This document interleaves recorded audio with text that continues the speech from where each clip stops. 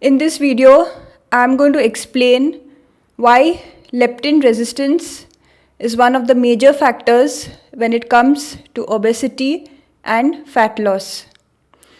So we have this misconception in our mind, these thoughts that a person who wants to achieve fat loss is lacking motivation. He doesn't have willpower, he doesn't have self-control, or he has to exercise. But all of these are myths. It's not the case, it's not true. So let us understand why. Now,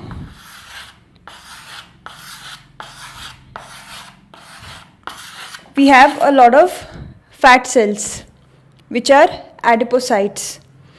So these adipocytes, they secrete a hormone known as leptin.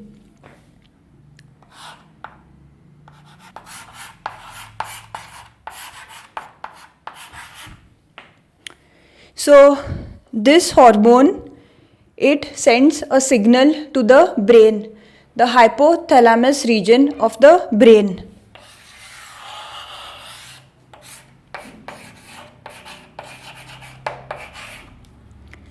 Now, leptin hormone is a satiety hormone. So it gives signals to your brain that your stomach is full and you have to stop. You have a lot of food and energy. So a person who is fat has a lot of fat cells, a lot of adipocytes. Therefore, there should be more secretion of leptin. So there is a lot of secretion of leptin hormone. Hence, this person should not be feeling hungry because this leptin signals are sent to the brain that to stop eating. It's a satiety hormone.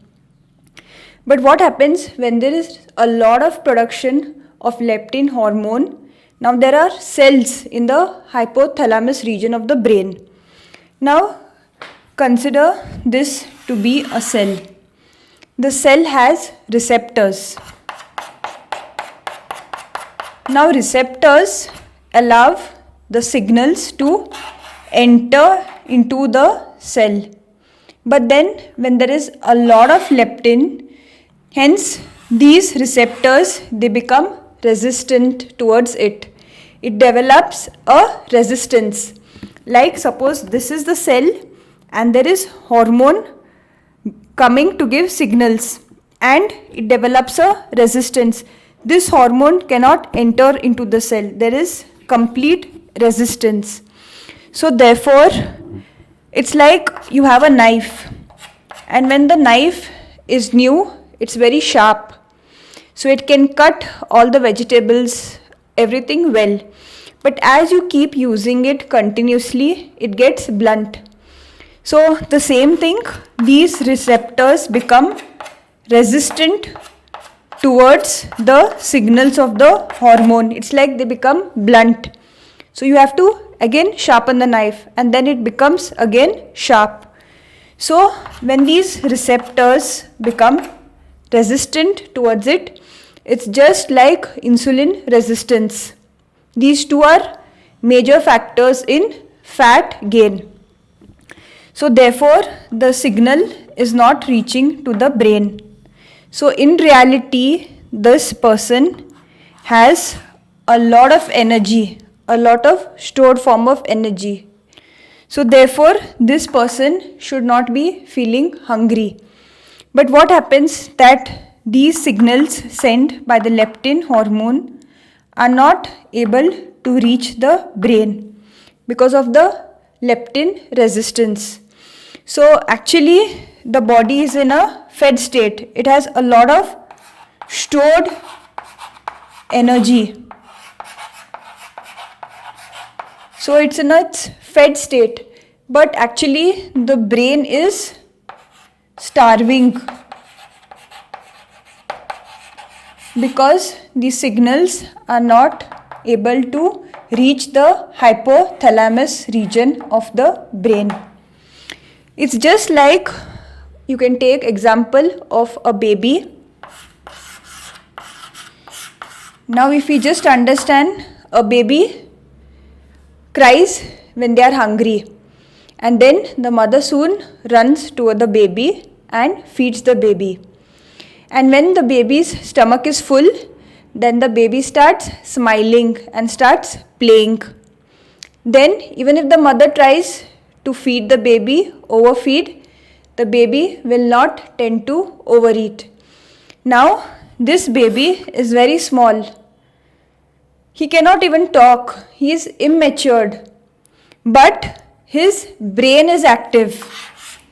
His brain is making decisions for himself even at that small age.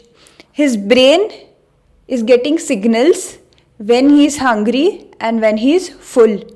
So therefore the mother knows that she has to stop feeding the baby. The brain is the decision maker because it receives signals through hormones. And when there is a dysregulation in the hormone, then there is an imbalance in the system. So instead of addressing the effects and the symptoms, the cause needs to be addressed. So therefore one can easily reduce their fat. So by this thorough understanding, we should definitely get all these myths cleared, that it is never about motivation, it is never about self-control or willpower, it is only about hormones.